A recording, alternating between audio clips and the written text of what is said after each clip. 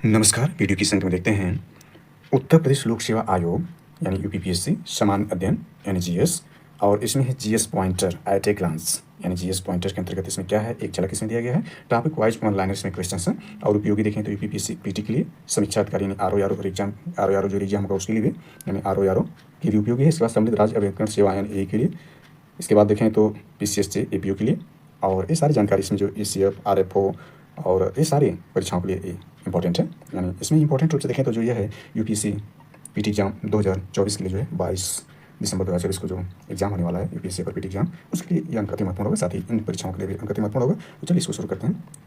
इसकी विषय सूची इस प्रकार से, इसमें उत्तर प्रदेश लोक सेवा आयोग द्वारा परीक्षा पाठ्यक्रम है। इसके बाद उत्तर प्रदेश पूर्व फ्लो चार्ट। इसके बाद हिस्ट्री में हम जो हिस्ट्री की चर्चा करेंगे। हिस्ट्री के अंतर्गत प्राचीन इतिहास यानी एंशिएंट हिस्ट्री, मध्यकालीन इतिहास और आधुनिक भारत का इतिहास मॉडर्न हिस्ट्री। इसमें जो अब तक उत्तर प्रदेश लोक सेवा आयोग से इन टॉपिकों से पूछे गए प्रश्न हैं उसको कवर करेंगे। इसके बाद ज्योग्राफी और इसके बाद विश्व का भूगोल, भारतीय संविधान, राज्य व्यवस्था, भारतीय अर्थव्यवस्था, सामान्य विज्ञान एवं कृषि पर भी चर्चा करेंगे। भौतिक विज्ञान, रसायन विज्ञान, जीव विज्ञान पर भी चर्चा करेंगे। विज्ञान प्रौद्योगिकी पर चर्चा करेंगे। पर्यावरण पारिस्थितिकी पर चर्चा करेंगे। इसके बाद जनसंख्या नगरीकरण इस पर चर्चा हम कर चुके हैं। आखिरी टॉपिक में जो उत्तर प्रदेश सामान्य ज्ञान, जो उत्तर प्रदेश जनरल नॉलेज, जो अब तक उत्तर प्रदेश लोक सेवा आयोग द्वारा पूछे गए प्रश्न हैं, इस पर जो पूछे गए प्रश्न वो वीडियो बनाकर अपलोड की जा चुकी है। इसको आप देख सकते हैं। आज इसमें हिस्ट्री को हम कवर करने जा रहे हैं। तो देखें तो ये उत्तर प्रदेश लोक सेवा आयोग की परीक्षा यानी देखें जीएस फर्स्ट जो पेपर है उसका एक पाठ्यक्रम यानी ये सिलेबस देख सकते हैं। यानी 8 टॉपिकों के अंतर्गत सिलेबस दिया गया है, तो इसको देख सकते हैं। ये टॉपिक जो इस टॉपिक के अंतर्गत जो प्रश्न पूछे जाते हैं। इसके बाद यूपी स्पेशल जो इसमें ये नोट करके दिया है, जबकि यूपी स्पेशल जो मेंस के लिए महत्वपूर्ण हो चुका है। जैसा कि हम जानते हैं कि जो अब है कंपलसरी सब्जेक्ट नहीं है, सॉरी जो ऑब्जेक्टिव सब्जेक्ट वो नहीं है, सभी सब्जेक्ट जो कंपलसरी मेंस में कर दी गई है, अर्थात ऑप्शनल जो उसको हटा दिया गया। जीएस 5वां 6वां जो है यूपी स्पेशल ऐड कर दिया गया। हालांकि वो मेंस की बात है, हालांकि पीटी के सिलेबस है, इसी के अकॉर्डिंग जो है जो यूपीपीएससी वो परीक्षा यानी प्रश्न बनाता है और इसी आधार पर पूछता है। इसमें उत्तर प्रदेश लोक सेवा आयोग द्वारा जो पूछे गए प्रश्न हैं, बनाए गए प्रश्न ऑनलाइनर है, वो अब तक जो इन परीक्षाओं में देखें तो यूपीपीएससी पीटी कब तक का इसमें है, यानी इसमें देखें ये आपके सारे प्रश्न इसमें शामिल हैं, मेंस के भी प्रश्न शामिल हैं। इन उत्तर प्रदेश लोक सेवा आयोग द्वारा पूछे गए प्रश्नों का इसमें कलेक्शन है ऑनलाइनर ग्रुप में, और ये सारी परीक्षाएं इसमें कलेक्ट की गई हैं। जल्द से हम इसको देखने का प्रयास करेंगे, ज़्यादा डिटेल नहीं करेंगे, इसका एक्सप्लेनेशन नहीं करेंगे, तो ध्यान रखना इसमें। चलिए देखते हैं। सबसे पहले प्राचीन इतिहास एशियन हिस्ट्री को देखते हैं, यानी भारत का प्रागैतिहासिक संस्कृतियाँ, इंडिया प्री हिस्टोरिकल कल्चर। और सामने जो है किस वर्ष और किस परीक्षा के लिए पूछा गया दिया गया उसको हमने चर्चा करेंगे। और सामने आप देख सकते हैं, केवल हम प्रश्न को पढ़ते चल रहे हैं और उसके आंसर को देखते चलेंगे। पहला देखें, विंध्य क्षेत्र के पाषाण युगीन लोगों ने नूतन भूतल काल के अंत में प्रयोजन किया गंगा घाटी में। प्राचीन काल में आर्यों के जीविकोपार्जन का मुख्य साधन था शिकार यानी आखेट। उस स्थल जहाँ से प्राचीनतम अस्थायी जीवन के प्रमाण मिले हैं मेहरगढ़। गंगा घाटी में धान की खेती का प्राचीनतम प्रमाण मिला है लोहरा में। मध्य पाषाणिक स्थल से पशुपालन के साक्ष्य उपलब्ध हुए हैं बागौर में, बागौर से। मध्य पाषाण काल में पशुपालन के प्रमाण मिले हैं लेखनिया से। मध्य पाषाण प्रश्न में पशुपालन के प्रमाण जहाँ मिले हैं वह स्थान है आदमगढ़ में। उत्कलित प्रमाणों के अनुसार पशुपालन आरंभ हुआ था मध्य पाषाण काल में। मृत्यारतित नव पाषाणिक स्तर प्रकाश में आया गुफराल में, गुफराल से। इसके बाद खाद्यान्नों की कृषि सर्वप्रथम प्रारंभ हुई थी नवपाषाण काल से। नवपाषाणकालीन गर्भ निवासों के अवशेष मिले हैं बोजहोम गुफराल जो कि जम्मू कश्मीर में है। राग का टीला नवपाषाणिक स्थल से संबंधित है यानी शंगल कल्लू। इसके बाद भारतीय उपमहाद्वीप में धान की खेती के प्राचीनतम साक्ष्य मिले हैं विंध्य क्षेत्र से। मानव द्वारा सर्वप्रथम प्रयुक्त अनाज है जौ है। इसके बाद वस्त्रों के लिए कपास की खेती का आरंभ सबसे पहले किया भारत ने। बृहद पाषाण स्मारकों की पहचान की गई है मृतकों को दफनाने के स्थानों के रूप में। एक ही कब्र में 3 मानव कंकाल निकाले गए हैं दमदमा से। विंध्य क्षेत्र के वह शिलाश्रय जहाँ सर्वाधिक मानव कंकाल मिले लेख लिहा से। इसके बाद देखें, भारत में वह शिलाश्रय जहाँ सर्वाधिक चित्र प्राप्त हुए भीमबेटका से। दधीरिक एक पर्वतीय हड़प्पी स्थल है, यह पंजाब में है।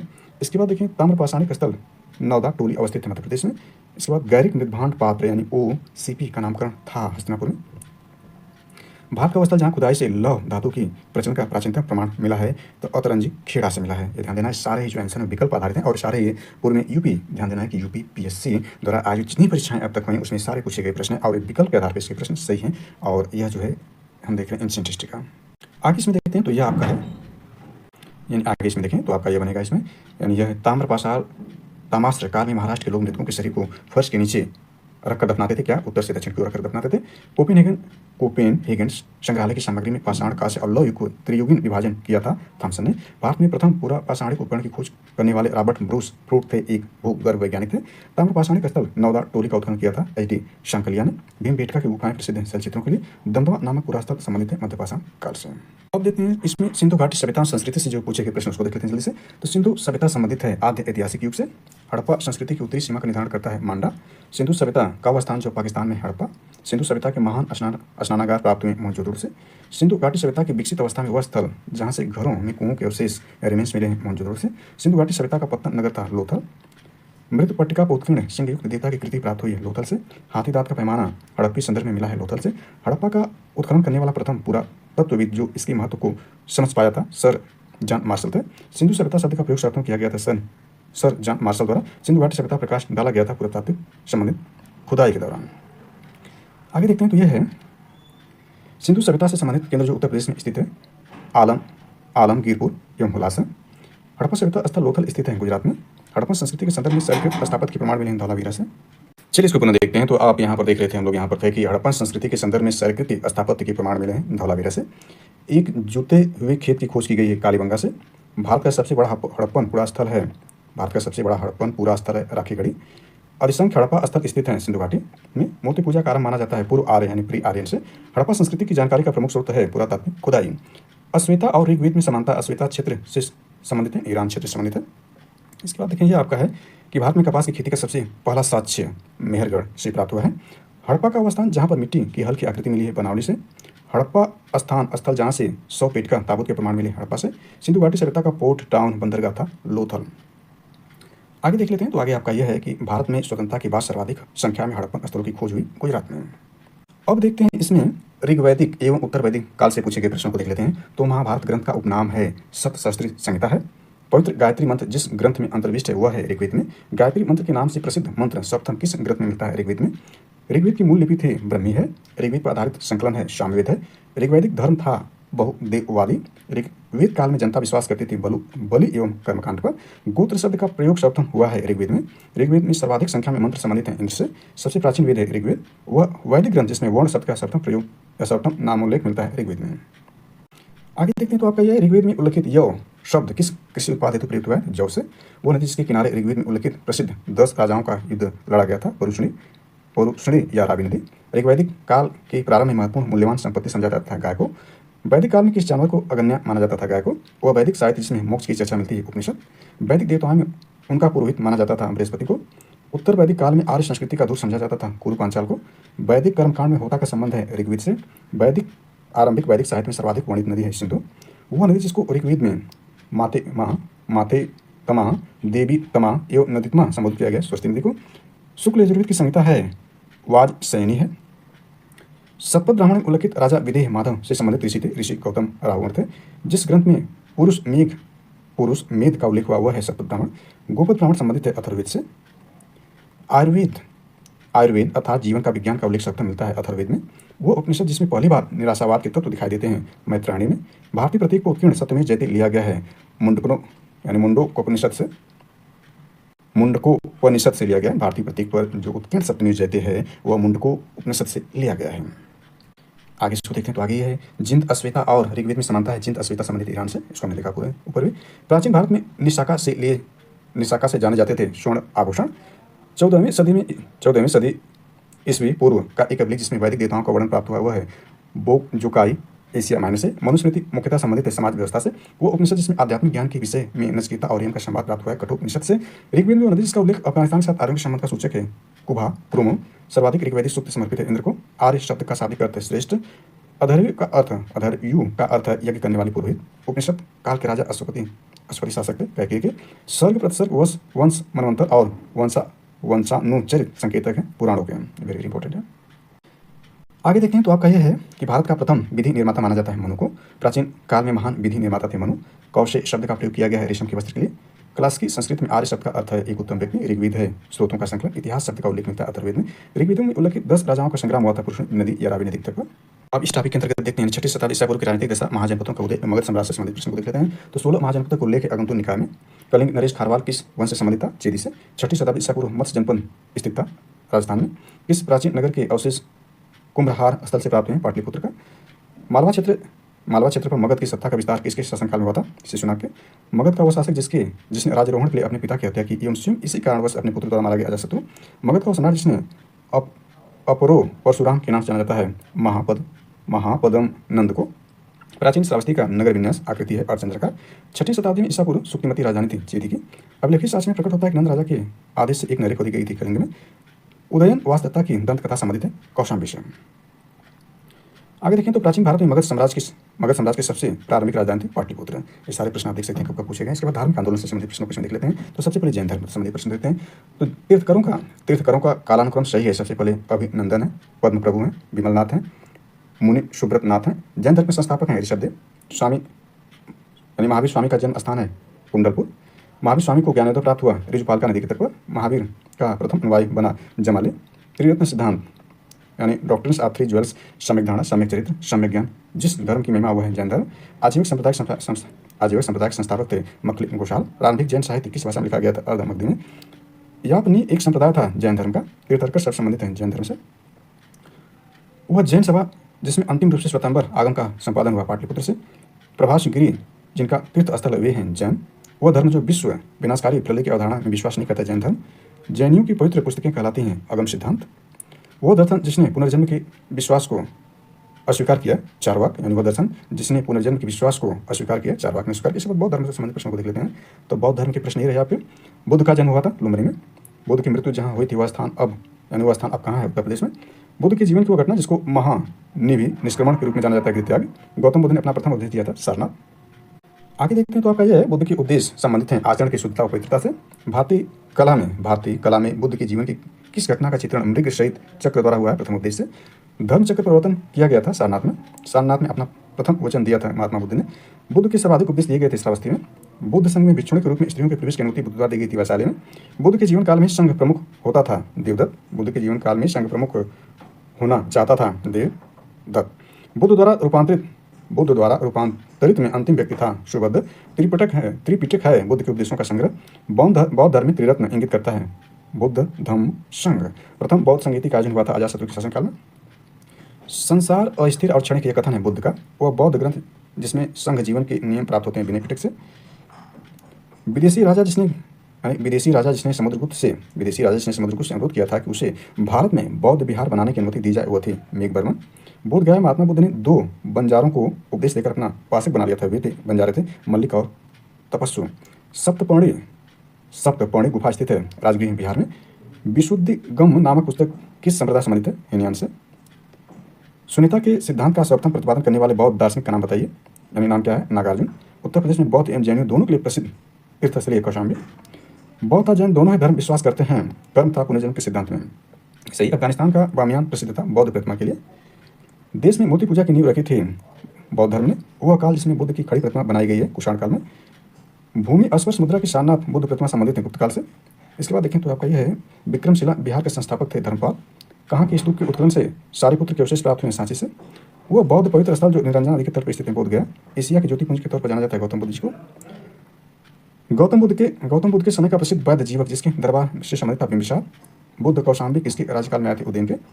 तिब्बत में बौद्ध धर्म के सुधार में महती भूमिका निभाने वाले उपाध्याय किस बिहार के प्रसिद्ध विद्वान थे? विक्रमशिला के। अर्धनारीश्वर मूर्ति में आधा शिव आधा पार्वती प्रतीक हैं देव और उसकी शक्ति का योग के। गौतम बुद्ध ने प्रथम धार्मिक प्रवचन दिया था सारनाथ में। भारत में सर्वप्रथम मानव मूर्ति में पूजा हुई थी बुद्ध की। भारतीय कला में बुद्ध के जीवन की वो घटना जिसका चित्र मृग सहित चक्र द्वारा हुआ है प्रथम उपदेश के लिए। अब प्रश्नों को देख लेते हैं। इसमें भागवत संप्रदाय एवं ब्राह्मण धर्म से देख लेते हैं। यहाँ सही सुमिलित है, इसमें मैच करके दिया हुआ है, इसमें मैच करना नहीं। सही सुमिलित है सूची सेकंड दर्शन मोक्ष प्राप्त करने के तरीके।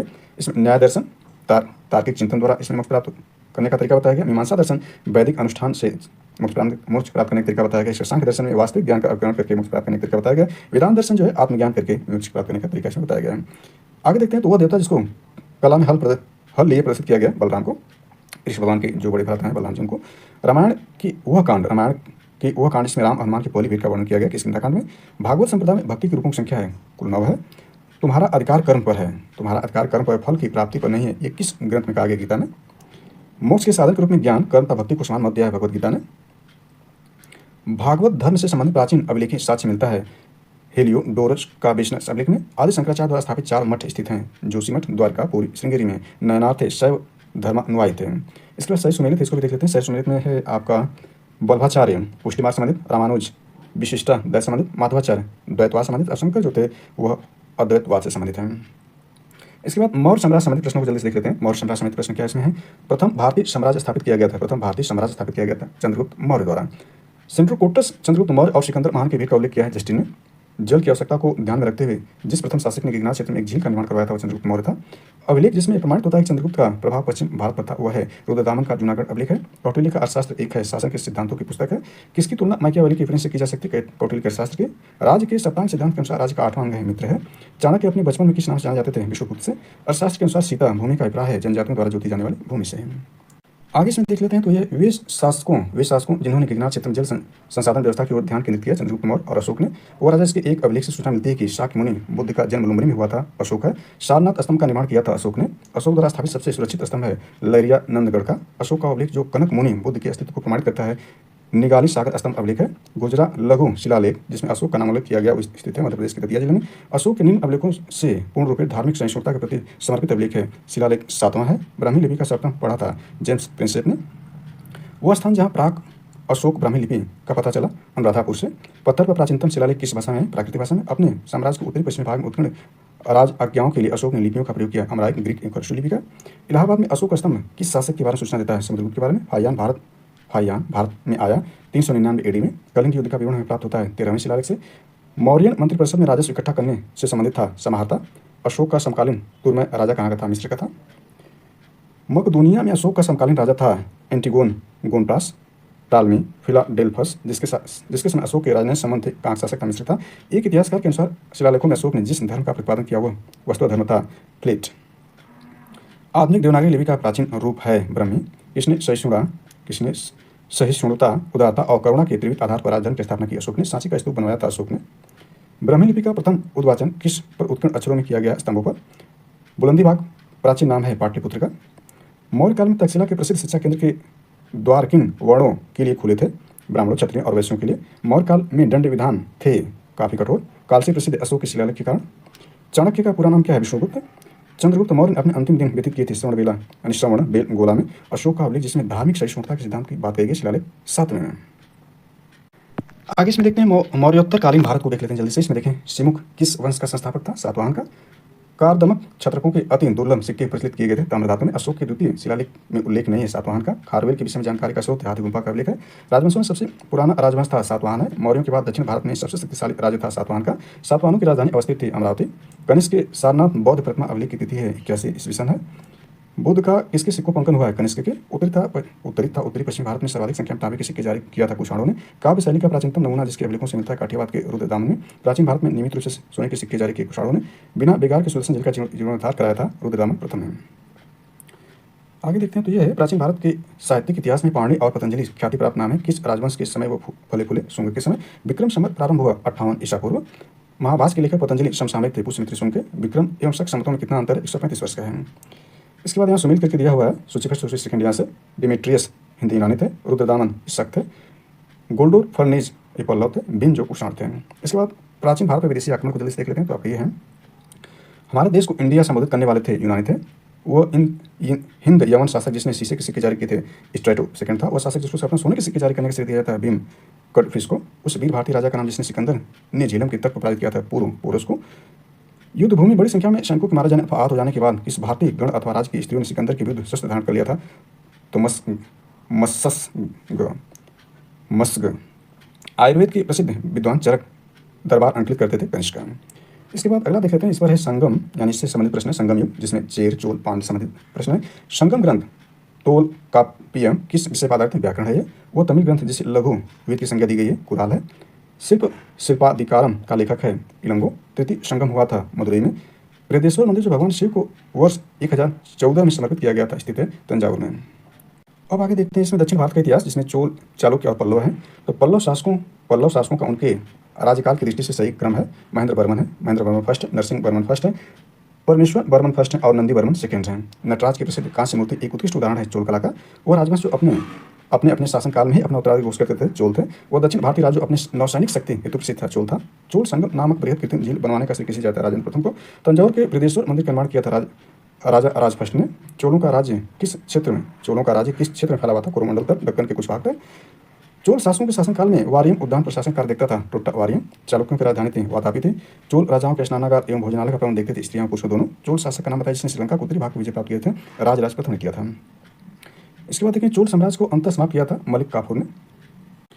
आगे देखिए वो चोल राजा कौन था जिसने श्रीलंका को पूर्ण स्वतंत्रता दी और सिंगल राजकुमार के साथ अपनी पुत्री का विवाह कर दिया था? तो कुलोतुंग फर्स्ट ने।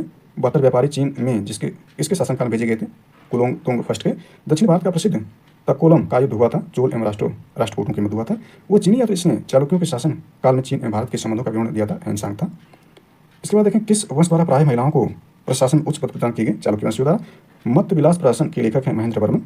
तीसरी शताब्दी में वारंगल युद्ध हुआ था। लोगों के यंत्रों उपकरणों हेतु संस्कृत के कवि और नाटककार कालिदास का उल्लेख हुआ। पुलकेशिन द्वितीय के इलो अभिलेख में एक चालुक्य अभिलेख की तिथि अंकन शक संवत का वर्ष 556 दिया हुआ है। इसका तुल्य वर्ष है 634 ईस्वी। प्रसिद्ध संस्कृत लेखक डंडिन किसकी सभा को अलंकृत करते थे? तो पल्लव को। वह पल्लव राजा, इसकी उपाधि राज सिंह थे। नरसिंह वर्मन द्वितीय तंजौर का बृहदेश्वर मंदिर बना था राजा राज के शासनकाल में। इसके बाद सही सुमेलित को हम देख सकते हैं यहाँ पर। दक्षिण भारत के समुद्रगुप्त के समकालीन नरेश हैं। उनके राजा हैं धनंजय पुष्करपुर, इनका राज था नीलराज अवक्तमुक्त, उग्रसेन पालक्का, विश्वगोपा कांची। उसी प्रकार से अगला भी सुमेलित है, यानी सही सुमेलित को देख सकते हैं। राजवंश और राजधानी पल्लव की कांची थी, पांडे की मदुरा है, यादव की देवगिरी थी और काकती की वारंगल राजधानी थी। अब इसमें देखते हैं गुप्त काल संबंधी जो प्रश्न पूछे गए उसको जल्दी देखते हैं। तो वह गुप्त शासक जिसने सर्वप्रथम सिक्के जारी किए? चंद्रगुप्त प्रथम। रजत सिक्के जारी करने वाला प्रथम गुप्त शासक था चंद्रगुप्त द्वितीय। भारत का नेपोलियन के नाम से जाना जाता है समुद्रगुप्त को। शक विजेता किसे जाना जाता है? चंद्रगुप्त द्वितीय को। वे गुप्त शासक जिन्होंने हुणों पर विजय प्राप्त की थी स्कंदगुप्त ने। गुप्त स्वर्ण मुद्रा को कहा जाता था दिनार। गुप्त अभिलेखों में दिनार जिसका वाचक है वह है कांस्य सिक्का। सती प्रथा का प्रथम अभिलेखीय साक्ष्य प्राप्त हुआ एरन से 437 की मंदसौर अभिलेख में किस श्रेणी द्वारा एक भव्य स्वर्ण मंदिर के निर्माण का उल्लेख मिलता है? रेशम बुनकर द्वारा। सारनाथ की भूमि अस्पष्ट मुद्रा वाली बुद्ध प्रतिमा कालांकित है गुप्त काल से। प्राचीन भारत में वो वंश जिसके शासनकाल को स्वर्ण कहा गया गुप्त का, वह राजवंश जो हुणों के आक्रमण से अत्यंत विचलित हुआ गुप्त काल था। भाग और बलि थे राजस्व के स्रोत थे। अधोलिखित में गुप्तकालीन स्वर्ण मुद्रा है दिनार। भारतीय दर्शन की प्रारंभिक शाखा है सांख्य। कर्म का सिद्धांत संबंधित है मीमांसा से। योग दर्शन के प्रतिपादक हैं पतंजलि। न्याय दर्शन को प्रसारित किया गौतम ने। भारत में आस्तिक तथा नास्तिक संप्रदायों के विभेद लक्षण वेदों की प्रामाणिकता में आस्था के आधार पर कामरूप में वैष्णव धर्म के लोकप्रिय बनाया शंकरदेव ने। बीजगणित के क्षेत्र में अपने योगदान के लिए विशेष रूप से जाने जाते हैं भास्कराचार्य। कालिदास द्वारा रचित मालविका मित्र नामक नायक था अग्निमित्र। यानी ये रचना कालिदास की है। यानी कालिदास द्वारा रचित जो है मालविका अग्निमित्र नामक नायक कौन था? अग्निमित्र था। कायस्थ जाति का सर्वप्रथम उल्लेख किया है याज्ञवल्क्य ने। दास मुक्ति के अनुष्ठान का विधान सर्वप्रथम किया था नारद ने। इसके बाद यह आपका है पुंडवर्धन भुक्ति अवस्थित थे उत्तर बंगाल में। गुप्त काल में उत्तर भारतीय व्यापार संचालित होता था ताम्रलिप्ति बंदरगाह से। सत्यप्रथा प्रथम अभिलेख संदर्भ प्राप्त हुआ एरन से। कुमारगुप्त फर्स्ट के मंदसौर अभिलेख में श्रेणी का उल्लेख है रेशम बुनकरों का। चांदी के सिक्के जारी करने वाला प्रथम गुप्त शासक था चंद्रगुप्त द्वितीय। समुद्रगुप्त के प्रयाग प्रशस्ति वाले स्तंभ पर किसका उल्लेख मिलता है? जहांगीर का। वह गुप्त शासक जिसको पहली बार अभिलेख जारी करने का दायित्व दिया गया था समुद्रगुप्त को। गुप्त शासक जिसको भारत का नेपोलियन कहा जाता है समुद्रगुप्त को। आगे इसमें देखते हैं गुप्तोत्तर काल के संबंधित प्रश्न इस पर क्या है। तो सम्राट हर्षवर्धन ने जिस स्थान पर राजधानी स्थापित की थी वह थी कन्नौज की। सम्राट हर्षवर्धन ने 2 महान धार्मिक सम्मेलन का आयोजन किया था इसमें कन्नौज का प्रयाग में। हर्षवर्धन को पराजित किया था पुलकेशिन द्वितीय ने। हर्ष के साम्राज्य की राजधानी थी कन्नौज। वह शासक जिसने 4 अश्वमेध यज्ञों का संपादन किया था प्रवर सेन प्रथम ने। वल्लभी विश्वविद्यालय स्थित था गुजरात में। 6वीं शताब्दी में एक मौर्य वंश का कहाँ पर शासन था? लाट में। कदम्बों की राजधानी बनवासी स्थित थी गोवा में। प्रतिहार अभिलेखों के संदर्भ में सिक्कों का नाम था द्रम में। मध्य प्रदेश के मरसूद शहर का निर्माण हर्षवर्धन ने किया था। सम्राट हर्षवर्धन 2 महान धार्मिक सम्मेलनों का आयोजन किया था कन्नौज और प्रयागराज में। इसके बाद प्राचीन भारत में स्थापत्य कला से संबंधित जो प्रश्न उसको देख लेते हैं। इंडिया एंशिएंट आर्किटेक्चर यानी आर्किटेक्चर से देख लेते हैं। वो राजवंश ने भारत को प्रसिद्ध खजुराहो के मंदिर दिए थे चंदेल हैं। एलोरा के प्रसिद्ध कैलाश मंदिर के निर्माण शासक वंश से संबंध है राजपूत से। एलोरा में गुफाएं और सर्किट मंदिर हैं हिंदुओं, बौद्धों और जैनों के। अजंता एलोरा गुफाएं हैं महाराष्ट्र में। मीनाक्षी मंदिर स्थित है मदुरई में। महाबलीपुरम का सप्तरथ मंदिर बनवाया था नरसिंह वर्मन ने। महाबलीपुरम में रथ मंदिरों का निर्माण कराया था पल्लवों ने। हीनयान अवस्था का विशालतम एवं सर्वाधिक विकसित शैलकृत स्थित है कार्ले में। 100 से अधिक बौद्ध गुफाएं वह केंद्र है कनेरी में। वह शैलकृत गुफा जिसमें 11 सिरों की बोधिसत्व कांकन मिलता है कनेरी में। सोमपुर महावीर का निर्माण करवाया था धर्मपाल ने। गांधार कला शैली एक संश्लेषण भारतीय था यूनानी कला का। सांची के महास्तूप के 4 तोड़ों में से किस एक का निर्माण सर्वप्रथम हुआ था? दक्षिणी का। सोनगिरी जहाँ 108 जैन मंदिर बने हुए स्थित है दतिया में। दिलवाड़ा जैन मंदिर स्थित है राजस्थान में। उड़ीसा कोणार्क मंदिर का निर्माण करवाया था राजा नरसिंह देव प्रथम ने। द्रविड़ शैली के मंदिरों में गोपुरम का तात्पर्य है। गोपुरम तात्पर्य तोरण के ऊपर बने अलंकृत एवं बहुमंजिला भवन से है। भुवनेश्वर पुरी के मंदिर किस शैली में बने हैं? नागर में। गुफा त्रिमूर्ति के लिए विख्यात है एलिफेंटा। आगे देखते हैं तो ये आपका है चित्रगुप्त स्वामी मंदिर से चित्रगुप्त का एकमात्र मंदिर माना जाता है वो स्थित है कांची में। अंकुरवाट का विष्णु मंदिर स्थित है कंबोडिया में। आगे इसमें देखते हैं तो आपका है दक्षिण भारत के भगवान रंगनाथा जिन्हें भगवान वेंकटेश्वर भी कहते हैं का मंदिर है तिरुमल्ला पहाड़ी पर। एलिफेंटा के प्रसिद्ध शैल को काटकर बनाए गए मंदिरों को श्रेय दिया जाता है पल्लवों को। चित्तौड़ का कीर्ति स्तंभ निर्मित हुआ था राणा कुंभा द्वारा। शैलकृत स्थापत्य का आश्चर्य माना जाता है कैलाश मंदिर एलोरा को। वो मंदिर जिसके परिसर में एक भारी भरकम नंदी की मूर्ति जिसे भारत की विशालतम नंदी की मूर्ति माना जाता है बृहस्पति मंदिर का। चट्टानों काटकर महाबलीपुरम का मंदिर बनाया गया पल्लवों द्वारा। वह स्थान जहाँ राष्ट्रकूट था एलोरा पहाड़ में निर्मित गुफा निर्मित है औरंगाबाद महाराष्ट्र में। गोविंदमल जो हिंदू वास्तुकला का अप्रतिम उदाहरण स्थित है दतिया में। खजुराहो मंदिरों का निर्माण करवाया था चंदेलों ने। कोणार्क मंदिर है स्थित है सूर्य यानी कोणार्क मंदिर संबंधित है सूर्य मंदिर से। द्रविड़ शैली में बना हुआ शिखर है ग्वालियर का तेली मंदिर। अजंता की चित्रकारी दर्शाती है जातक कथाओं को। खजुराहो में मंदिरों का निर्माण करवाया था चंदेलों ने। बौद्ध हिंदी एवं जैन शैलाकृत गुफाएं एवं एक शब्द बौद्ध हिंदू है हिंदी नहीं हिंदी लिख दिया। बौद्ध हिंदू और जैन शैलाकृत गुफाएं एक शब्द विमान एलोरा में। इसके बाद सूची है, सूची को हम देख सकते हैं, ये आपका है सूची फर्स्ट, सूची सेकंड। स्तूप जो है सांची में बनाया गया है, चित्रकारी बाग का है, गणेश की सिरविहीन मूर्ति मथुरा में और दशावतार मंदिर देवगढ़ में है। इसके बाद प्राचीन साहित्य एवं साहित्यकार को देख लेते हैं, एंशिएंट लिटरेचर एंड राइटर को देखें तो इसमें सूची फर्स्ट, सुमेलित इसमें है। इसमें देखें किरातार्जुनीय जो लेखक हैं, इनके लेखक भारवी हैं, 10 कुमार चरित्र डांडी हैं, बुद्ध चरितम अश्वघोष हैं और विक्रमो वर्षियम कालिदास जी हैं। संस्कृत अष्टाध्यायी पुस्तक किसने लिखी? पांडे लिखी है। इसके बाद कालिदास की रचना जिसमें भगवान कार्तिकेय के जन्म का वर्णन है, कुमार संभव है, वो बंदरगाह जिसको पेडुका नाम से दी पेरिप्लस ऑफ द इरिथ्रियन सी के लेखक को ज्ञाता परिका मेडुको। तमिल रामायण या रामा अवतारम के लेखक हैं कंबन। गुप्त काल में आयुर्विज्ञान विषय की रचना की थी सुश्रुत ने। मुद्रा राशि के लेखक हैं विशाखादत्त। 10 कुमार चरितम के रचनाकार थे डंडे। The roots of ancient India के लेखक हैं W.A. Fair service. कल्याण की राजतरंगिणी को आगे बढ़ाया था जोन राज एवं श्रीवर ने। प्राचीन काल में महान विधि निर्माता थे मनु। आगे इसमें देखते हैं महाभारत मूलतः किस रूप में जानी जाती है, तो यह जय संहिता के रूप में जानी जाती है। महान जैन विद्वान हेमचंद्र किसकी सभा को अलंकृत करते थे? कुमारपाल को।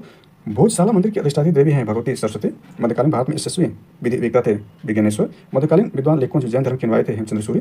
गीत गोविंद के रचयिता थे जयदेव। काल्पनिक वैज्ञानिक उपकरणों को पुस्तक लिखी गई भोज द्वारा। काल्पनिक वैज्ञानिक उपकरणों लिखी पुस्तक क्या है? भोज द्वारा। वो भारतीय गणितज्ञ जिसने दशमलव स्थानिक मान की खोज की थी आर्यभट्ट। गौणवह के रचयिता थे वाग्भीपति। विदेशियों को भारतीय समाज में मनु द्वारा दिया गया सामाजिक स्तर था वात्र क्षत्रियों का। प्राचीन भारतीय विचारकों में से जिसने विधि व्यवस्था का सर्वाधिक विस्तृत रूप से व्याख्या किया मनु ने। मानसूल्लाह शीर्षक ग्रंथ की रचना किए सोमेश्वर थर्ड ने। अब इसमें आता है पूर्व मध्यकाल यानी प्री मिडवल पीरियड। तो इसमें देख लेते हैं आपका यह है सम्राट हर्षवर्धन ने 2 महान धार्मिक सभाओं का आयोजन किया था कन्नौज में प्रयागराज, उसको देख लिया। और राजेश ने अपने मंत्रियों की पशुओं को क्रूरता लगाने के लिए काशी क्षेत्र भेजा था, वह चालुक्य राजा कुमारपाल था। आगे इसमें देख लेते हैं जल्दी से। तो आपका यह था राजवंश जो कन्नौज पर आधिपत्य स्थापित करने में त्रिकोणीय संघर्ष में उलझे हुए थे, वो थे पाल, प्रतिहार और राष्ट्रकूट थे। और विक्रमशिला विश्वविद्यालय संस्थापक थे धर्मपाल। गोविंद चंद्र गढ़वाल की एक रानी कुमार देवी ने धर्मचक्र जिन बिहार बनवाया था इस सारनाथ में। हिरण्यगर्भ धार्मिक कार्य था दंतीदूर का। रामानुज की अनुयायियों कहा जाता था वैष्णव। द्वार समुद्र राजवंश की राजधानी थी होयसल, यानी द्वार समुद्र जो राजवंश की राजधानी होयसल की राजधानी थी। पाल वंश के संस्थापक थे गोपाल। कदम राजाओं की राजधानी थी वनवासी। समकालीन समाज के पाखंड एवं भ्रष्ट आचरण को उद्गत करने के लिए अनेक ग्रंथों में ये लेखक थे क्षेमेंद्र। वह चंदेल राजा जिसका एक अन्य नाम लक्ष्मण वर्मन था, यशोवर्मन था। एक नए संवत चलाने का यश प्राप्त था लक्ष्मण सेन को। वह चंदेल शासक जो महमूद गजनवी से पराजित नहीं हुआ था विद्याधर, जिसका भुक्ति प्राचीन नाम है बुंदेलखंड का, इंपॉर्टेंट है। कलिंग नरेश खारवाल संबंधित था चेदी वंश से। इसके बाद शिक्षा के एक महान केंद्र विक्रमशिला महाविहार का निर्माण करा धर्मपाल ने। राणा कुंभा ने संगीत पर एक ग्रंथ लिखा था जिसका नाम है संगीत राज। अब एंशिएंट हिस्ट्री में देख लेते हैं विविध को। तो इसमें महोबा के पास एक बड़े तालाब अजयगढ़ और महोबा के मंदिरों तथा राजवासियों नगर का निर्माण करने वाला राजा था वो राहिल था। ये पूछा गया, ध्यान देना। इसके बाद देखें सुमेलित करना है इसमें। तो शासक है और इसमें रानियां हैं। तो चंद्रगुप्त की रानी कुमार देवी थी, समुद्रगुप्त की रानी दत्ता देवी थी, चंद्रगुप्त द्वितीय की रानी कुबेर नागा थी और चंद्रगुप्त प्रथम की रानी आनंद देवी थी। यहाँ भी सुमेलित करना है। पर्यटक आकर्षक और स्थान है। कबीर की समाधि महगढ़ बस्ती में है। सलीम चिश्ती की दरगाह फतेहपुर सीकरी में। गोविंद देव मंदिर है वृंदावन में। बौद्ध स्तूप है कुशीनगर में। आगे यहाँ सुमेलित देखें तो ये राजवंश है, राज के प्रतीक है। परमार का सूर्य देव थे। मलय केतु वरात है। चंदेल की राजलक्ष्मी थी और गुजर प्रतिहार की भगवती थी। इसके बाद सुमेलित देख सकते हैं यहाँ पर यह है, यानी बिहार है राजा है। जगदल बिहार रामपाल से, विक्रमशिला बिहार धर्मपाल और सोमपुर बिहार धर्मपाल और शलबन बिहार जो श्री भव देव से। वह शासक जिसने सिंघल द्वीप के विरुद्ध 642 ईस्वी में 2 समुद्री अभियान किया था और नरसिंह वर्मन फर्स्ट था। इसके बाद इसमें देख सकते हैं ये आपका है कि प्राचीन श्वेतांबर जैन मंदिर स्थित है पातिलाना गुजरात में। विदेशी व्यापार संस्था थी नाना देशी एवं नगरम थी। उदालक अरुणी प्रसिद्ध दार्शनिक थे पूर्व भास्कर से। बीज गणित क्षेत्र में विशेष योगदान दिया था भास्कर ने। पुराणों के अनुसार चंद्रवंशी शासक का मूल स्थान था प्रतिष्ठानपुर। वह स्थान जहाँ वो अन्यत्र जो यहाँ है वो अन्यत्र भी है, जो यहाँ नहीं है वो कहीं नहीं है। यह निम्न में से किस ग्रंथ में कहा गया है? महाभारत में। हिंदू विधि द्वारा मान्य करता उपज का 6वां भाग। प्राचीन भारत में सिंचाई टेक्स्ट कहते थे विदक भागम। वैदिक ग्रंथों में भाषिका सायण को आश्रय प्राप्त था विजयनगर राजाओं द्वारा। विष्णुनगर अवली का हेलियोडोरस निवासी था तक्षशिला का। श्रवण वेल गोल में गोमतेश्वर की विशाल प्रतिमा स्थापित की गई थी चामुंडराय द्वारा। चोलों की राजधानी थी तंजौर। एम्फोरा जार होता है एक लंबा एवं दोनों तरफ पत्तेदार जारी है। आगे इसमें देखते हैं तो ये विक्रम संवत प्रारंभ होता है लगभग 57 ईसा पूर्व। इसको ऊपर देखा गया। खसरा नामक दस्तावेज का आशय है राजस्व संबंधी एक दस्तावेज से। सामान्यतः पांडवों की राजधानी इंद्रप्रस्थ के साथ पहचान की जाती है पुराना किला दिल्ली की। नेक्स्ट पार्ट में मध्यकालीन इतिहास से पूछे गए प्रश्न को हम देखेंगे। मीडियल हिस्ट्री पर जो प्रश्न पूछे गए उसको हम देखेंगे। वीडियो के नेक्स्ट पार्ट में होगा। Thanks for watching this.